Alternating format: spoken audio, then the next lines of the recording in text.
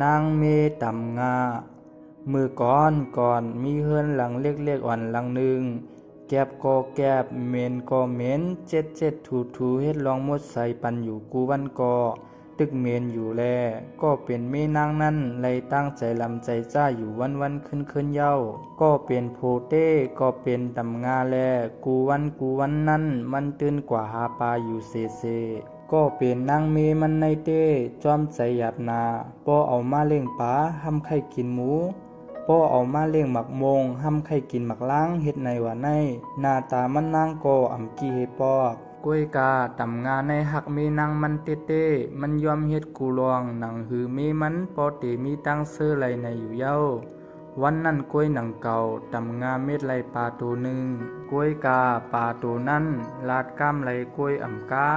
ปลายเป็นป้าเจ้าใจป่าแทงลูกก่อน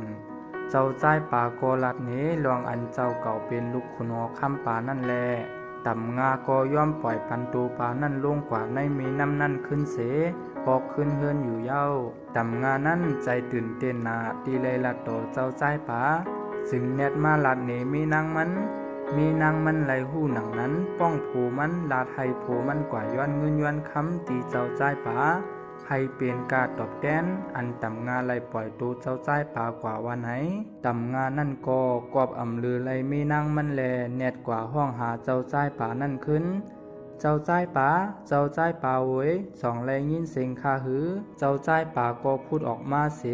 มีลองสังหลาเจ้าตำงามีนางคามีตังซื้อตีไลอยู่อยากอยู่พันซึ่งไหนแลให้คามาย้อนเงินคำเจ้าในเลยเจ้าปอกมือขึ้นแลมันนั่งไหลหนังอันมันใครไหลเย้าว่ามือต่ำงามาหอดถึงขึ้นเฮือนมันนั่นไหลหันเมนางอ่อนมันจุกอยู่หน้าเฮือนอันใหม่แลจืนใสอ่ำเมียนแทงเย้ามีเงินคำโปจ่ายเย้าอ่ำไหลตุกอยากหันใจแทงเย้ากล้วยกาถึงเตเป็นนันเฮโกมีนางมันอยู่ไหลมา2-3 วันกล้วยนางหำโปอิ่มจานเฮือนหลังในแทงเย้ามันวนว่าสั่งไลเป็นนั่งหอคำไหนเคเตลีเซในอยู่ฮือในแลให้โผมันกว่าย้อนเจ้าใจป่านั่นแทงตำงากาปอกในเมน้ำเย็นเป็นสีกำกว่าโมดตำงาก็ตั้งเปียกเปิงใจเสห้องหาเจ้าใจป่าอยู่เจ้าใจป่าก็ออกมาถามเหมือนเก่าตำงานั่นลาดว่าเมนางขามีตั้งเสือย้อนว่าใครเป็นนั่งหอคำไหนไหลเจ้าปอกมือขึ้นลานั่งไหลหนังอันใครไหลเย้าว่าไหน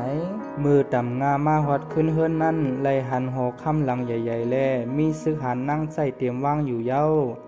ต่ำงาก็แนดเข้ามาโดยมีนางมันเสถามว่าเป็นหือพองไหลเป็นนั่งหอคำหนังใจเย้านะ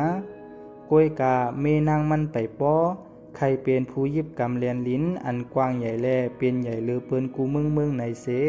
ใส่ผูมันกว่าย้อนแทงตำงาก็กว่าแทงมีน้ำเย็นเป็นสีขอนกว่าแปดตำงาห้องหาเจ้าใจป่าแลตุกย้อนหนังอันเมนางมันไขไหลแทง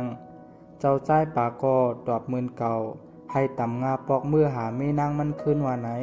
มือตำงาปอกมาขึ้นไหลหันหอคำในใหญ่เลือสีเก่าเล่กูลองเอาคำเตเฮ็ดมาล้อนเย้าให้โป้กึ่งเป็นเมืองอันใหญ่เสปืนนั่นเย้าเมนางมันไหลเป็นนางหอกคำอันใหญ่เลือเปิ้นกูเมืองเย้าแลจ่องมันนางเตเป้งป้อใจในนั่นไปตัวจอมกันแทงคาอยู่มาถึงกลางคำเย้าแลตำงาเต้อ่ำมีใจใครเงินคำรู้ผู้ตื่นรับดีหนาเย้าก็เป็นแม่นางเต้ตึกใครอยู่ติ๊กแลจ่องว่านอนอ่ำรับอยู่ตั้งคืนกลางในเจ้ามาก็เป็นแม่นางใครเป็นผู้ยิ่งใหญ่เลือเสเปิ้นตั้งโลกแลใครสั่งให้ลิ้นน้ำลมไผเฮ็ดจอมหนังใจมันใครเป็นว่าไหน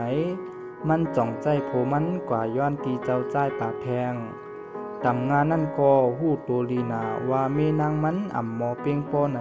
กล้วยกาย้อนมันหักนางเมมันหนาแลจ่องไล่จอมใจปันนั่นเย้าปอกในเต้มีน้ำเย็นเป็นสีลำกว่าโมดมือเจ้าใจป่าไล่งินตำงาย้อนมาเจ้าใจป่าโกลัดว่าไล่เจ้าปอกมือขึ้นลานางมีเจ้าไล่หนังอันใครเย้าว่าไหนมือตำงามาถึงไล่หันขึ้นเฮือนหลังเล็กๆอ่อนอันยามอยู่มาตั้งหึงนั่นแลเมนางมันก็จุกไปอยู่หน้าเฮือนขานั่นอยู่